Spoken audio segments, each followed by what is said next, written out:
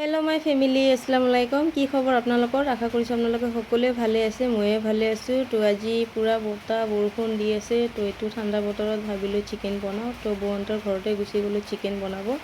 তো দাদা আনি দিলে চিকেন। তাৰপিছত মই চিকেনখিনি ধুই ছাইডত থৈ দিলোঁ। ইফালে আলু লৈছোঁ 4টা আৰু পিঁয়াজ ল'লোঁ 5টা। তো সৰু সৰু পিঁয়াজ সেইকাৰণে বেছিকৈ লৈছোঁ। তো এইফালে চাওক, মই পিঁয়াজখিনি বাকলি এৰাই লওঁ, ধুই কেনে কাটি ল'ম। এইফালে সৰু সৰু দুটামান নহৰু লৈ লৈছোঁ, আদা লৈ লৈছোঁ। এইখিনি ৰেডি কৰি বনাবলৈ সোনকালে হ'ব। তো এনেকুৱা বতাহ বৰষুণত জ্বলা কৰি চিকেন বনালে মোৰ ৰেডি কৰা হৈ গ'ল। ইফালে আদা নহৰুখিনি পিচি ল'লোঁ, পিঁয়াজো কাটি ল'লোঁ, কেৰাহীটো বহাই দিলোঁ, দি দিলোঁ মিঠাতেল আৰু গোটা জিৰা, আৰু আজি তেজপাত নাই, তেজপাত নিদিয়াকৈ চিকেন বনাম।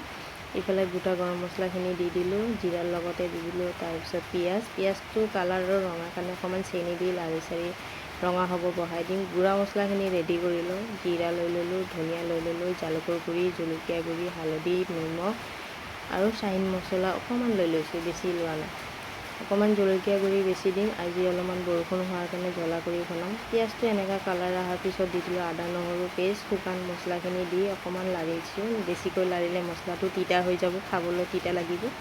তাৰপিছত দি দিলোঁ চিকেনটো অলপ টাইম লৈ ভাজিব লাগিব। মছলা আৰু চিকেনটো একেলগত যিমান ভাল কৰি ফ্ৰাই কৰিব ইমান টেষ্ট পাব আপোনালোকে। তেজপাত নিদিয়া কৰি যদি চিকেনটো বনাওঁ, বহুতে ভাবিব পাৰে টেষ্টটো বেয়া আহিব, কিন্তু অলপো বেয়া অহা নাই, বহুত ভাল আৰু টেষ্টি আছিল।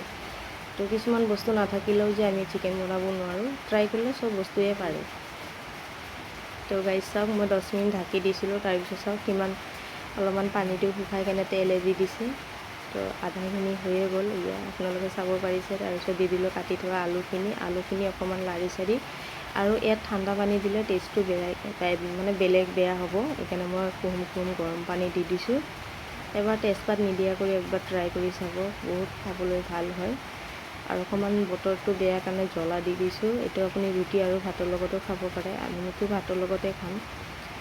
নমোৱাৰ আগে দি দিম চাহীন গৰম মছলা। তো হৈ গ'ল চিকেনৰ ৰেচিপি। এয়ে আছিল আজি চিকেনৰ বৌহঁতৰ ঘৰত ৰেচিপি। কেনেকুৱা পালে ভিডিঅ'টো কমেণ্ট কৰি জনাব। আকৌ লগ পাম নতুন এটা ৰেচিপি।